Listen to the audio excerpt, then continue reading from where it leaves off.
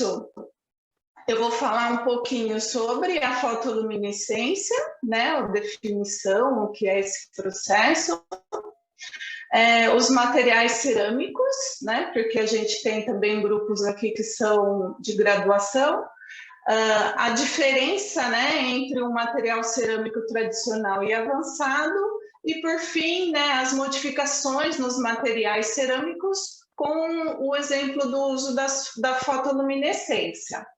Nesse primeiro instante, então, eu vou falar sobre a fotoluminescência em si, tá? Então, aqui, a gente tem uma imagem, né, que é ilustrando o que é o processo fotoluminescente. A luminescência é um processo natural que a gente encontra em alguns organismos, tanto organismos vivos como não. Por exemplo, aqui a gente tem uma rocha, né, que é um material cerâmico do tipo scheelita, então é um material encontrado na natureza, e quando ela recebe a incidência de uma luz ultravioleta, ela floresce, né? E essa luz característica é uma luz azul. A gente tem também aqui o exemplo da aurora boreal, né? Então, a luminescência ela é um processo onde ocorre uma absorção de energia que posteriormente vai ser emitida uma luz. Então, esse é o processo luminescente. Aqui a gente tem exemplos, né, de desenvolvimento de materiais que são, aqui são ilustrações que eu peguei de um site, né, do site do IPEM, que é o Instituto de Pesquisas Energéticas Nucleares do Brasil, né? E lá vocês podem ver essa ilustração, que é um material que tem dopantes, e aí ele vai emitir uma cor característica quando absorve o fóton na região adequada, né? Então, aqui, para ilustrar esse tipo de espectro que é característico desse fósforo emissor nessas luzes, eu coloquei aqui um espectro de fotoluminescência, né? De um material dopado com európio, então quando ele tem essa emissão mais característica aqui na região do vermelho, né, ele está emitindo uma luz vermelha, e com o térbio que tem uma região mais para o verde, né? Então esses seriam espectros característicos de fotoluminescência que a gente obtém no equipamento, tá?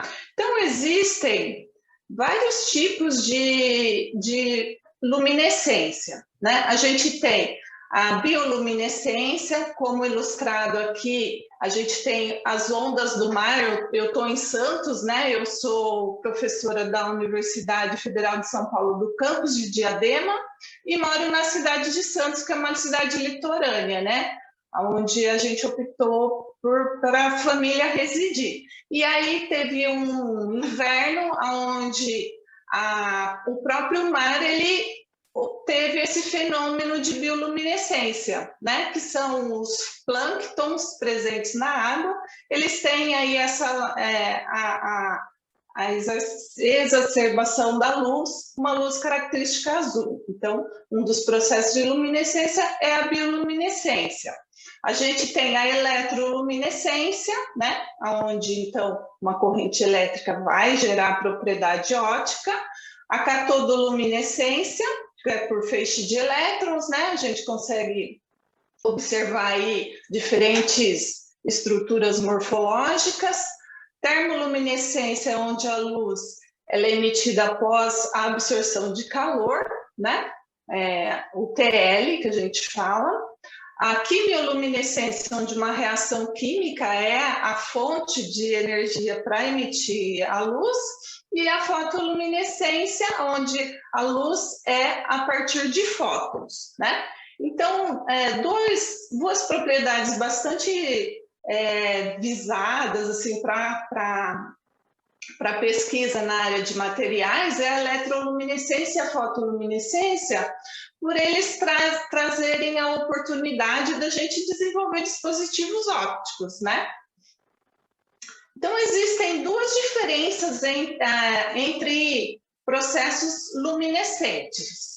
Uma, que é a fluorescência, ela é um processo com uma velocidade mais rápida de decaimento, porque a gente não tem a troca, né, de um estado singleto para um estado tripleto, e a fosforescência, onde você tem um processo um pouco mais lento, né, um processo de velocidade mais lento, então que dura mais o processo óptico, e aí você pode ter uma luminescência persistente, por exemplo, né, porque o retorno para o estado singlete ele é proibido, né, por estado de spin. Então, por isso, o processo de emissão ele fica mais longo. Aqui, eu procurei colocar também 2 tipos de espectros característicos de fotoluminescência mais usuais, assim, mais comuns da gente encontrar no desenvolvimento de materiais. Um é quando a gente tem dentro do material um dopante do tipo terra rara, né? Então, esse material terra rara, os elétrons dele de fronteira são elétrons mais internos, né? São do grupo F, e por isso esses elétrons eles sofrem uma certa proteção do meio externo, né? Como se fosse uma blindagem.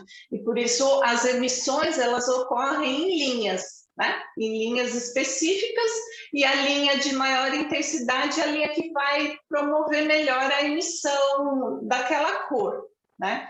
Sendo uma emissão mais monocromática.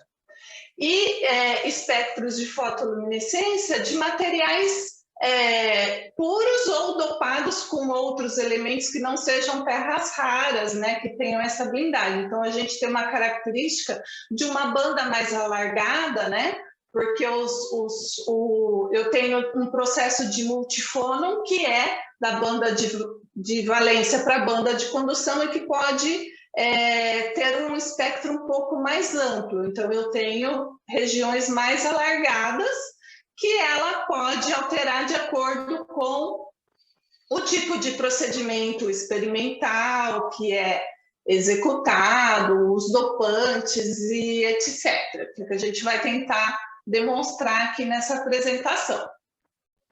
Aqui também ilustrando, né, os tipos de fotoluminescência, a gente geralmente, quando faz a medida, né, utilizando o fluorímetro, nós temos o PLE, que é a fotoluminescência da linha excitada. Então, você conhecendo a região de maior intensidade de emissão, você vai fixar aquele comprimento de onda e faz a varredura da linha de excitação, né? Então, com isso, a gente vai encontrar regiões de maior intensidade de excitação, que provavelmente vai ser a sua melhor linha, e aí você realiza a medida de fotoluminescência, que é chamada de PL. Então, na PL, a gente fixa a linha de excitação a partir do PLE obtido, né? E faz a medida de fotoluminescência. Então, aqui a gente tem 2 espectros, onde foi fixo o 280 nanômetro e o 359 nanômetros, que são essas 2 regiões diferentes aqui, tá? Do molibdato, esse seria molibdato de estrôncio 2, é um material que ele é preparado por coprecipitação e depois realiza um procedimento de tratamento hidrotérmico assistido por micro-ondas. Então, nesse caso aqui, a gente está fazendo um estudo para compreender a interação da rede cristalina, né? Observando desordens, ordens e desordens dentro desse material. Então, a luminescência ela é uma ferramenta que ela integra todo um conjunto. Vou falar um pouquinho mais à frente. Como aqui que eu coloquei esse elefante, né? Então, a fotoluminescência ela é uma ferramenta que a gente utiliza para compreender algumas modificações observadas em medidas que são mais digamos que principais, né? Por exemplo, na difratometria de raio-x, eu vou obter a fase desse meu material, se ele é um material scheelita, se ele é uma anatase, em função das posições dos átomos, né?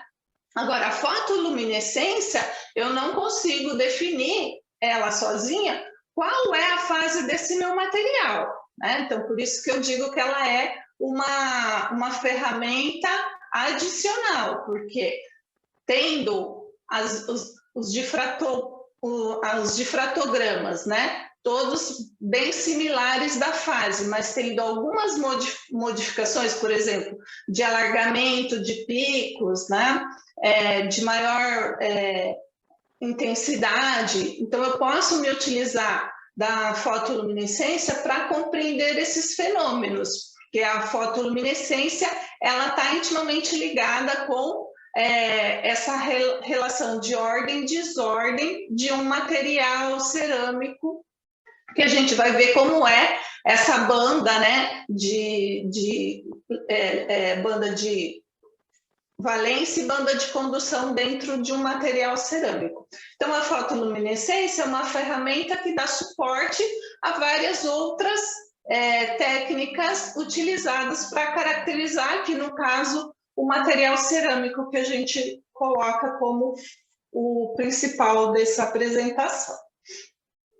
Então, o que é o material cerâmico, né? Então, cerâmica vem da definição da língua grega, né, que é coisa queimada, e a cerâmica ela nos dá informações sobre a nossa história como humanos, né? Porque ela é um material bastante resistente, né, às intempéries.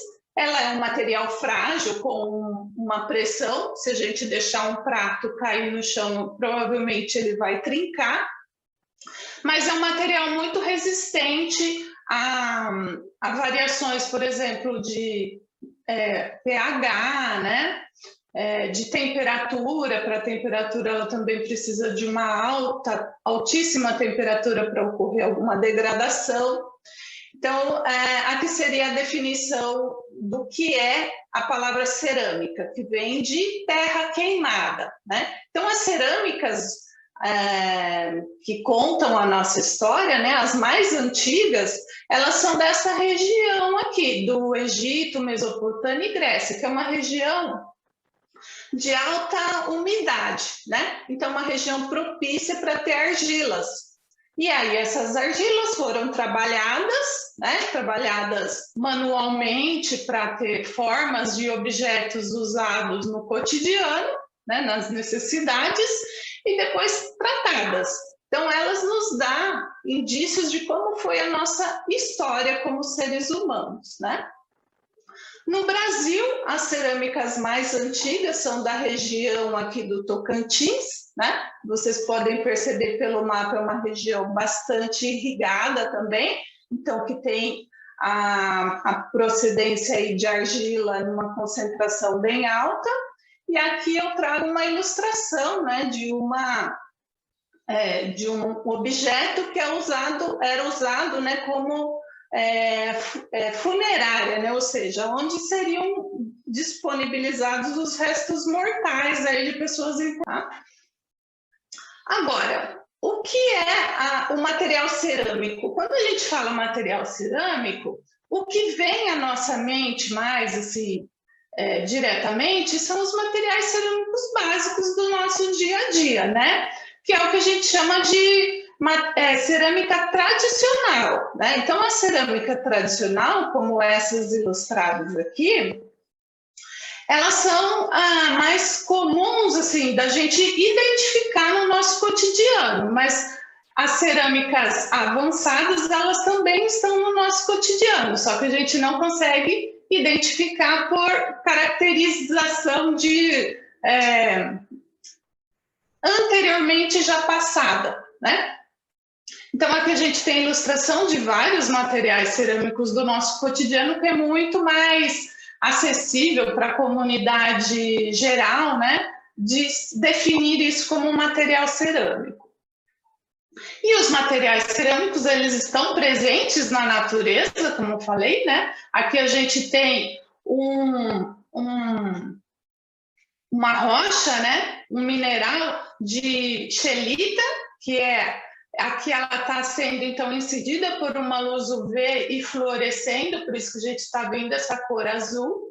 E a gente, para desenvolvimento de material avançado, a gente vai buscar, muitas vezes, o modelo natural, né? Então, esse tipo de material scheelita, que é muito mais frequente aqui no Brasil, no Rio Grande do Norte, nós conseguimos desenvolver em laboratório. E aqui ao lado vocês têm a estrutura cristalina, né, da célula unitária do molibdado. Então, ele tem os materiais cerâmicos, eles têm ligações que variam entre ligações covalentes fortes e interações iônicas, né? Que também são fortes, o que vai trazer a esse material uma estabilidade bastante grande. E então, essa scheelita natural que a gente viu ali como uma mineral, né? Até apresentado ali no Instagram, né? Se vocês... Deixa eu voltar aqui. Aqui tem o perfil, né? Uma figura do Instagram. Então, aqui você tem o perfil, tabela periódica, tem umas imagens muito bonitas nesse Instagram aqui, se quiserem seguir. E aqui eu trago, então, uma imagem de um material cerâmico natural, né, que é aquela pedra, aquela rocha apresentada anteriormente sob luz UV, e outros materiais com mesma estrutura cristalina obtidos dentro do nosso próprio laboratório, com metodologias diferentes. Então, aqui é uma metodologia que a gente chama de polimerização de complexos, né? Então, você obtém um material cerâmico do tipo resina, que quando ele é tratado termicamente, ele pode virar um material na forma de pó, né? Quando você tem a resina e degrada ela diretamente.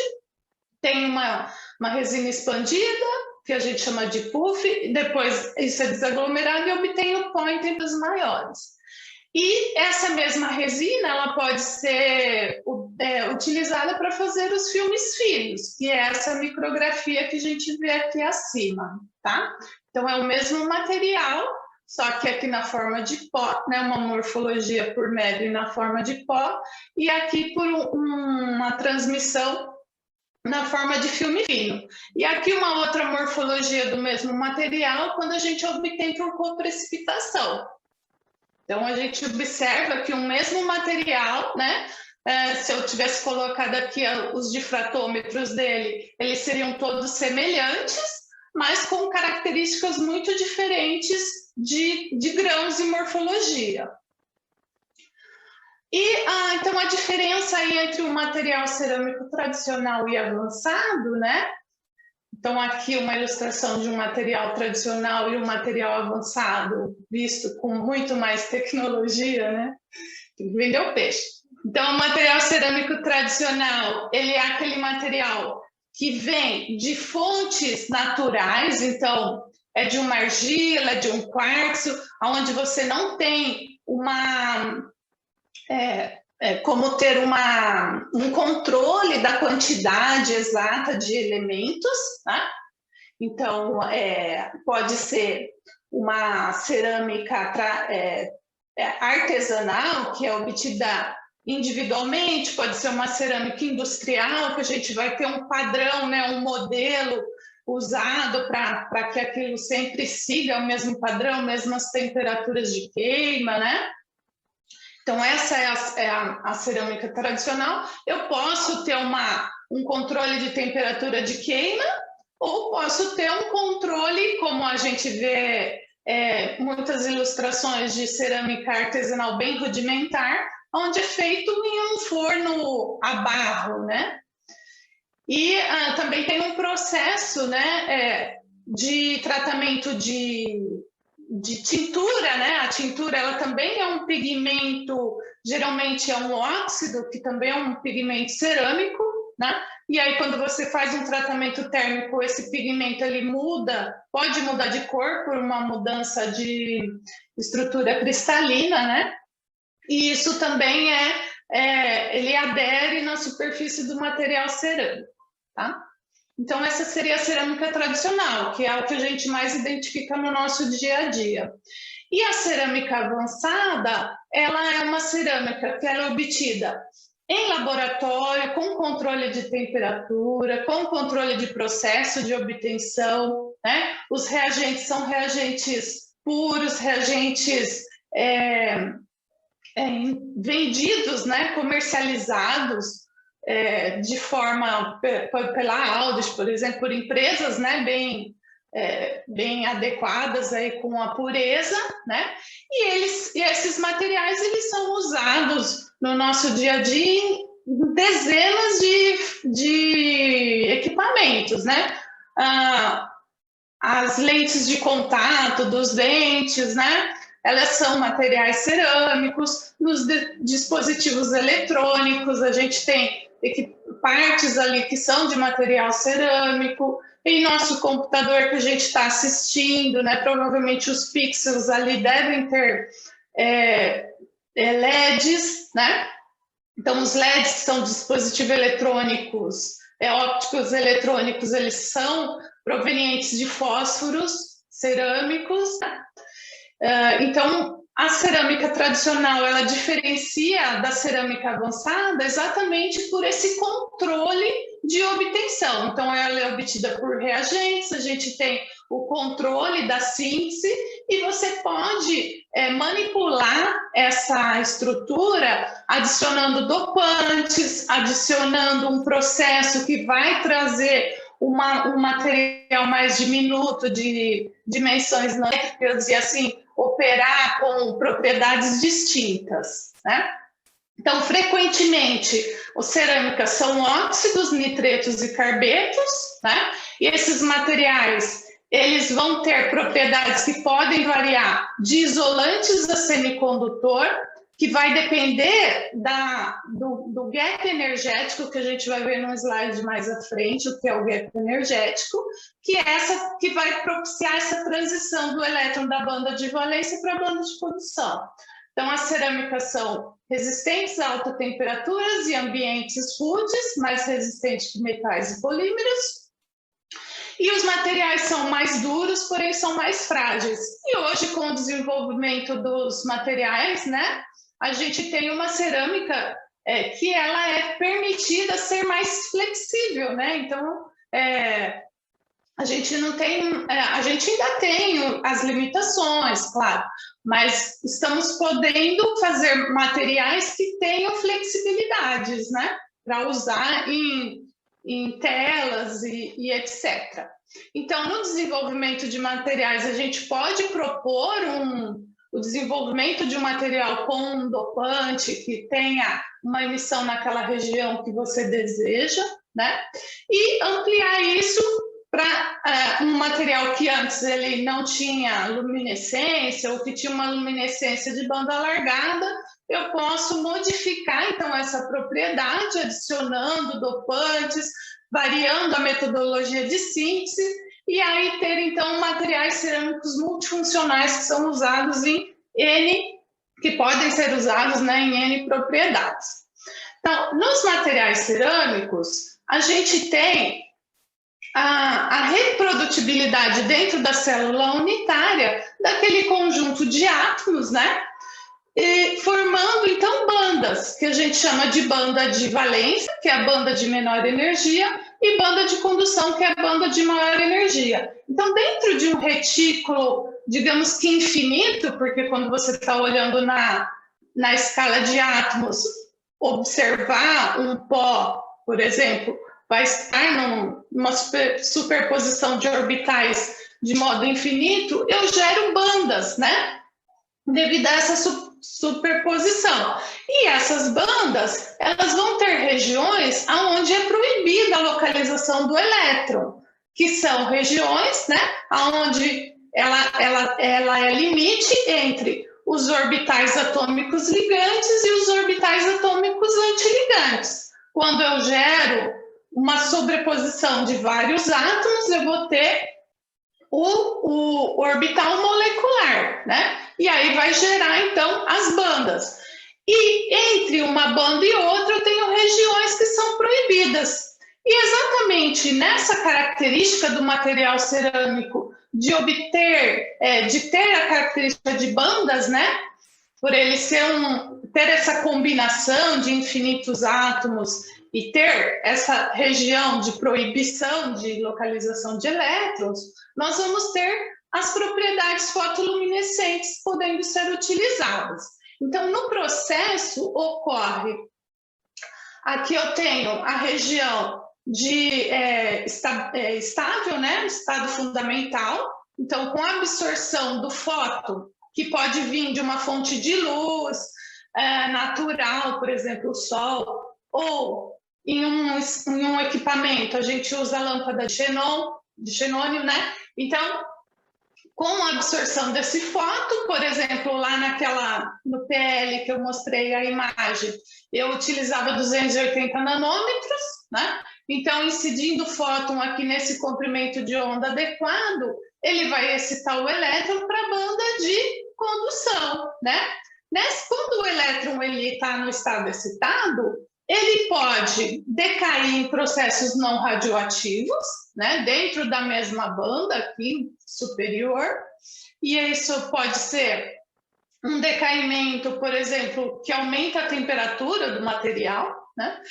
Mas quando ele decai de forma radioativa, né, ou seja, ele transita da banda de condução para a banda de valência e libera o fóton, aí eu tenho a característica do processo fotoluminescente, que é um processo, então, radioativo. E aqui, no caso, está ilustrando um processo que tem um tempo maior de emissão, né? Porque ocorreu a transição do estado singlete para o estado triplete, que é quando os elétrons, eles alinham os spins. Bem, e agora passando para a etapa de modificação dos materiais e o uso da fotoluminescência. Então aqui, como eu mostrei na ilustração anterior, a gente tem a formação das bandas, né, de valência e banda de condução, que elas são modificadas, as características, dependendo do tamanho dessa partícula.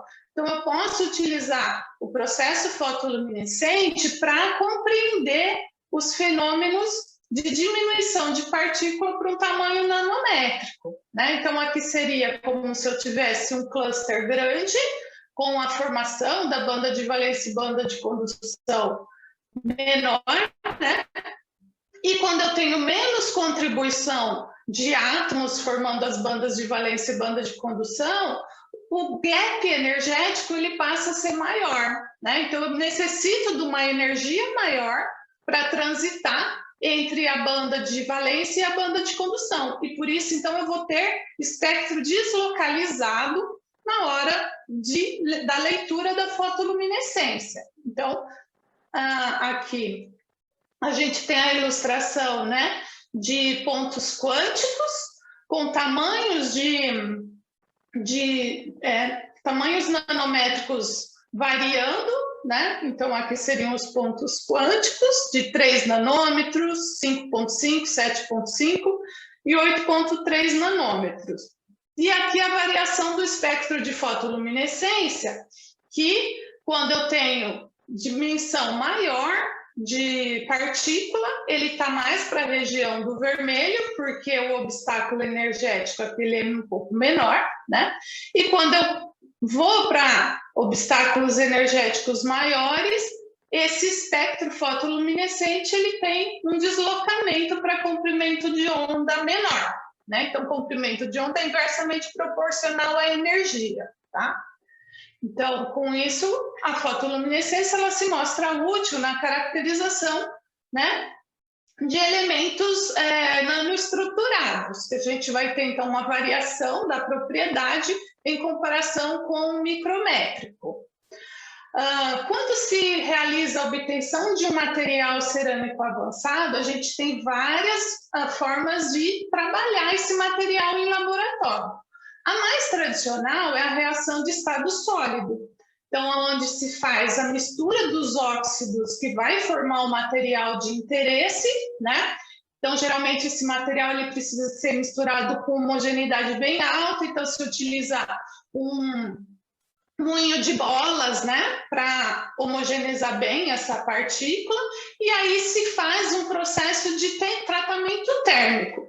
Então, imaginem, esse tratamento térmico, ele precisa de altíssima temperatura, porque eu tenho que, os elementos, eles precisam fluir, né, entre outros átomos aqui presentes.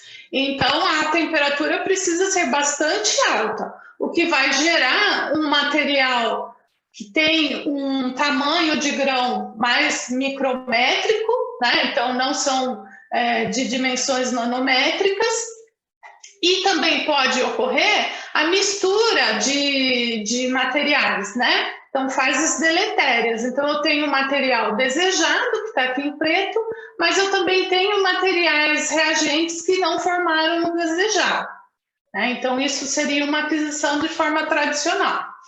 E a gente pode obter também por rota chamada da reação Pettini e reação do tipo polimerização de complexos. A diferença entre elas é o momento em que o complexo é formado, né? Na reação do tipo Pettini, primeiro a gente tem a formação do polímero através da reação do ácido cítrico e um etileno glicol, por exemplo, né? Uma condensação aqui.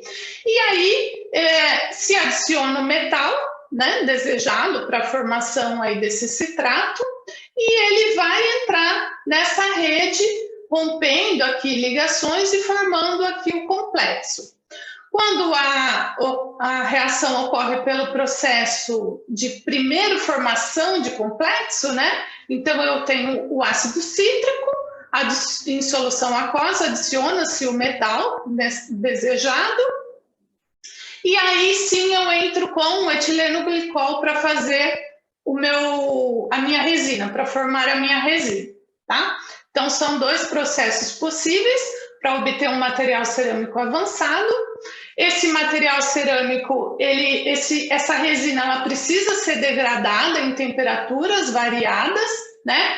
Então aqui a gente tem o difratômetro, né, uma difração de raio-x desse material, que é aqui o molibdato de cálcio, uma estrutura scheelita. Então, a gente observa aqui na variação de temperatura, né, então eu estou indo de 400 até 900 graus Celsius, em todas elas eu tenho a presença da fase scheelita, né, mas utilizando a ferramenta de fotoluminescência, eu posso perceber as variações da organização desse material de uma forma mais íntima, que é a definição dessa energia de gap, né? Pelo processo fotoluminescente, tá? Então, a gente percebe aqui que tem uma variação de fotoluminescência e utilizando-se outras técnicas, como o Raman, como o infravermelho, onde a gente observa a largura meia altura, intensidade dos picos, a gente faz todo um estudo de ordem e desordem desse material, né? Quanto maior a ordem, mais vai estar definido a energia de gap que separa a banda de valência com a banda de condução. No método Pettini, polimerização de complexo, a gente também pode obter materiais dopados, né? Então, aqui junto a esse material, o metal formador de rede, que a gente chama, que vai dar a fase cristalina, podemos adicionar a terra rara, por exemplo, ou um outro elemento dopante, tá? E aí a gente vai obter uma cerâmica avançada dopada, né? Então, aqui eu ilustro com um molibdato de cálcio, que é similar àquele do slide anterior, mas com 3 dopantes diferentes, né? Então, európio, térbio e cério. Aqui é a difração de raio-x dele, né? Então, esse primeiro aqui é puro, os demais é esse tridopado, o A, B, C, D, E e F, tá? Então, o puro é tratado a 800 graus. E aqui é variando a temperatura. Então, No total de dopante, a gente tem 1% de dopante, mais 0,33% de cada um desse dopante. Utilizando a ferramenta de fotoluminescência, nós podemos fazer um estudo da emissão desse material, né? Onde a gente observa que o material está mais com intensidade mais forte de emissão do európio, né? Que é na região aqui dos 614 nanômetros. Aqui está ilustrando o tipo de decaimento, né, do elétron da banda de condução para a banda de valência. Então, lembrando que as terras raras, elas têm características de emissão de linha, por isso que eu vejo essas linhas mais definidas. E o material puro, não, ele tem uma banda mais alargada, porque a terra rara, ela tem aquela proteção das camadas mais externas, então, proteção do meio externo. A gente pode, então, estudar, utilizando, né, a ferramenta da fotoluminescência, as variações de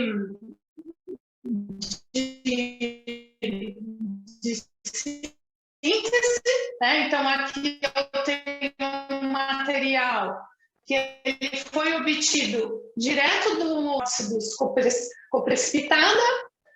Vocês estão me escutando? Tudo bem, né?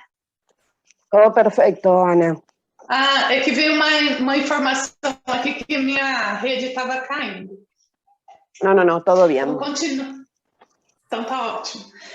Então, aqui a gente está acompanhando, né, as variações de região de mais energia ou menos energia de fotoluminescência em função dos processos de síntese. Então, aqui é direto do coprecipitado, então eu tenho o óxido de molibdênio que forma um ácido molibídico, a adição do salo formador, né, do meu modificador de rede, que é o estrôncio, em meio básico, já precipita o meu material cerâmico. Então, a temperatura aqui é muito baixa em comparação ao hidrotermal, ao método de polimerização de complexo e ao método de reação de estado sólido, que é uma coisa que eu esqueci de chamar a atenção lá na polimerização de complexo e Pettini. São temperaturas bem inferiores à reação de estado sólido. E aqui com um processo de tratamento hidrotérmico. Então, o hidrotermal assistido por micro-ondas, ele favorece um aumento da ordenação do material. Então, a gente tem feito esses estudos utilizando a fotoluminescência como ferramenta, onde a gente observa, né, deslocalizações aí da emissão. Quando a gente utiliza, por exemplo, aqui os dois são sem surfactantes, quando a gente utiliza o hidrotermal, o material ele se mostra mais organizado do que o material só coprecipitado. Então, eu tenho mais defeitos de superfície aqui no material coprecipitado, que pode ser bom, por exemplo, para fotocatálise, que eu vou falar aqui mais à frente. E aqui são materiais que recebem surfactantes, né, no meio reacional, para a gente ter modificação de morfologia. Aí eu estou vendo que eu estou passando dos 40 minutos. Vou tentar ir mais rápido aqui um pouquinho. Então, aqui seria a fotoluminescência daqueles materiais do slide anterior. Essa aqui é a difração de raio-x dele. Então, todos eles estão numa fase xelita. Se eu não tivesse a ferramenta de fotoluminescência, eu diria que esse material não preciso nem estudar, porque ele não vai ter variação nenhuma. Mas a gente percebe que, fazendo modificações de síntese, nós temos variações nas propriedades. E aqui é uma coordenada colorimétrica que a gente obtém a partir do tratamento dessa espectroscopia fotoluminescente. Então, a gente percebe que os pontinhos, né, de luz, que é a contribuição aí dessa fotoluminescência, ela modifica de acordo com a metodologia de síntese usada. Aqui, para ilustrar para vocês duas metodologias diferentes, né, utilizando o o hidrotermal de micro-ondas, assistido por micro-ondas, e polimerização de Pétini, polimerização de complexo, tratado, esse é tratado a 800 graus Celsius e esse é tratado a 100 graus Celsius. Então, você pode estudar o que compensa mais, eu usar uma temperatura maior e uma concentração menor de dopante, né? Como aqui no caso a gente observa que com 1% de disprósio eu já tenho a emissão característica do disprósio de alta intensidade, ou se compensa mais utilizar temperaturas inferiores, mas de síntese, né? Então aqui eu tenho um material que ele foi obtido direto do óxidos coprecipitada. Vocês estão me escutando? Tudo bem, né? Todo perfecto, Ana. Ah, é que veio uma informação aqui que minha rede estava caindo. Não, todo bem. Então, continua. Então, tá ótimo.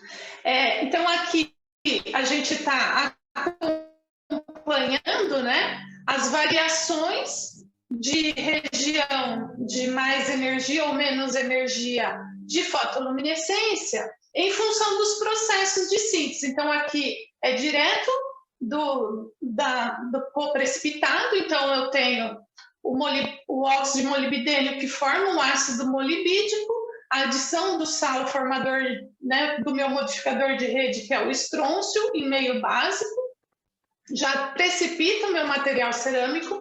Então, a temperatura aqui é muito baixa em comparação ao hidrotermal, ao método de polimerização de complexo e ao método de reação de estado sólido, que é uma coisa que eu esqueci de chamar a atenção lá na polimerização de complexo e Pétini.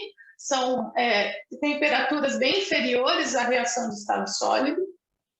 E aqui com um processo de tratamento hidrotérmico. Então, o hidrotermal assistido por micro-ondas, ele favorece um aumento da ordenação do material. Então, a gente tem feito esses estudos utilizando a fotoluminescência como ferramenta, onde a gente observa, né, deslocalizações aí da emissão.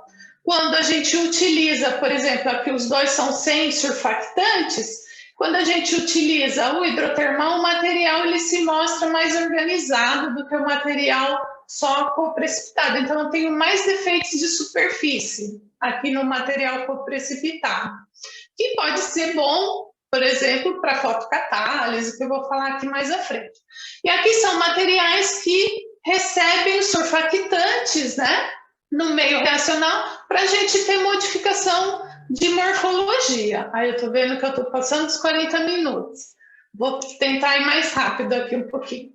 Então, aqui seria a fotoluminescência daqueles materiais do slide anterior. Essa aqui é a difração de raio-x dele. Então, todos eles estão numa fase xelita. Se eu não tivesse a ferramenta de fotoluminescência, eu diria que esse material não preciso nem estudar, porque ele não vai ter variação nenhuma. Mas a gente percebe que, fazendo modificações de síntese, nós temos variações nas propriedades. E aqui é uma coordenada colorimétrica que a gente obtém a partir do tratamento dessa espectroscopia fotoluminescente. Então, a gente percebe que os pontinhos, né, de luz, que é a contribuição aí dessa fotoluminescência, ela modifica de acordo com a metodologia de síntese usada.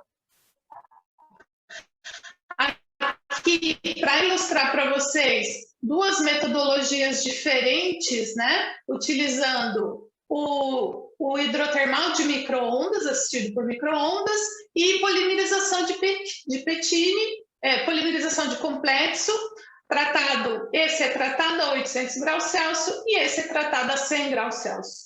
Então, você pode estudar o que compensa mais, eu usar uma temperatura maior e uma concentração menor de dopante, né? Como aqui no caso a gente observa que com 1% de disprósio eu já tenho a emissão característica do disprósio de alta intensidade, ou se compensa mais utilizar temperaturas inferiores, mas aumentar a concentração de disprósio, que aqui com 2% eu já estou tendo a de maior intensidade, que é esse, é o azul. Esse azul aqui, 2%, tá? As cores ficam um pouco meio iguais, né? Mas é o 2%. Ou é o 2% ou é o 6%, esse azul agora, mas parece mais o 6%, é o 6%.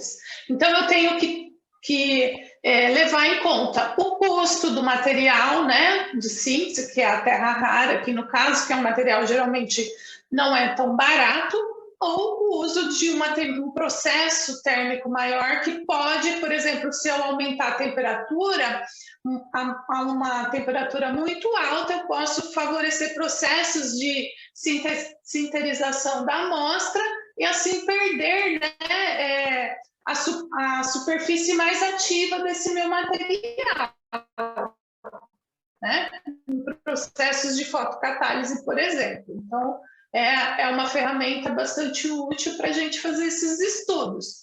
E aí a gente tem, então, a modificação lá daquela espectroscopia com as coordenadas, né? Aqui, geralmente, que está no branco é porque a intensidade é baixa, né? Então, é como se eu tivesse todo o meu ampla absorção, né, de ampla emissão, mas, na verdade, é porque a intensidade está muito baixa, então é como se ficasse na linha. E aí eu percebo que os materiais aqui, com uma concentração maior de disprósio, eles já estão mais deslocalizados para a cor amarela, né? Sendo, então, a 6% a de maior contribuição no amarelo. Então, na verdade, aquele azul lá é 6%. E aqui, com polimerização de complexo, a gente já vê a contribuição dele aqui para o amarelo desde o 1%, tá? Aqui mostrando metodologias diferentes e tipos de materiais diferentes, né? Então, aqui é um filme fino de um material dopado com európio, e aqui a mesma resina, só que na forma de pó. Nas duas eu consigo observar a emissão do európio, e aqui observando a variação aqui de concentração de európio, né? Em um material obtido por coprecipitação e tratamento hidrotérmico assistido por micro-ondas. Então, chega a um certo momento de dopante, né, que a fotoluminescência pode ser suprimida. Então, é comum se ter ideia que aumentando a concentração eu vou ter uma emissão melhor. Mas nem sempre isso é correto, porque eu posso ter processos internos ali que vão suprimir a fotoluminescência. E por isso a propriedade vai ser, óptica vai ser pior, né? Então a fotoluminescência é uma ferramenta boa para isso.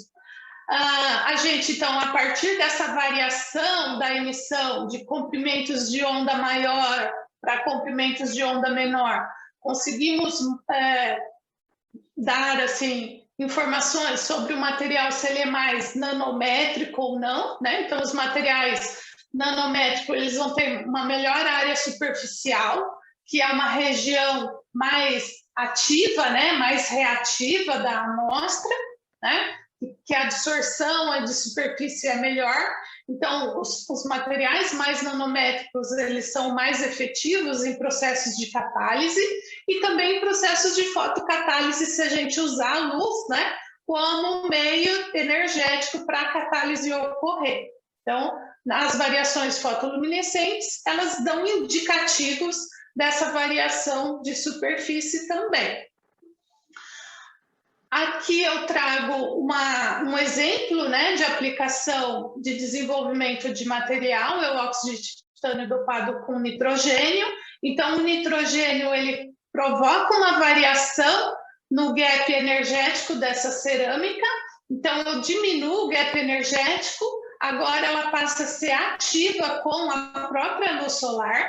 que antes não era, né? O gap antes era de 3,2, aí passa a ser de 2,5, então ela passa a ser ativa, e aí a gente pode ter N aplicações aqui desse óxido de titânio dopado com nitrogênio, usado tanto em células solares, como em fotocatalisadores, em sensores, né? Então, aqui a gente tem um processo de fotocatálise ilustrado aqui, né? Que eu posso obter reações tanto na parte da banda de valência, que é uma região de oxidação, quanto na parte de banda de combustão, né? Quando o elétron excitou, que é a reação de redução, tá? Então, eu esqueci de colar aqui a figura, mas aquele espectro de fotoluminescência no início que eu mostro, uma característica de fotoluminescência de material dopado com disprose não dopado com terra rara, mas que tem o do nitrogênio, ele é exatamente a fotoluminescência desse material aqui, que após a dopagem com nitrogênio, a gente tem uma variação do espectro fotoluminescente. Então, essas modificações de materiais cerâmicos, né, eles podem ser usados tanto em processos de tecnologia, quanto também em processos biológicos, né, por essa possibilidade aqui de reações de redução e oxidação, né? Por exemplo, no SARS-CoV, se a gente usa uma máscara que tem um material que ele tem essa reação, né, de degradação da molécula biológica, pode ser utilizada, por exemplo, em uma superfície que precisa de proteção, né? Então é isso, acabei a minha apresentação, queria mostrar para vocês o campus onde eu fico, né? É aqui no José Alencar. Então, esse campus é na cidade de Diadema, que ela é vizinha a São Paulo, tá? Que é a capital do estado de São Paulo. A gente tem 2 unidades de pesquisa, José Alencar e José de Filipe, e eu fico na José Alencar, que é bem no centro.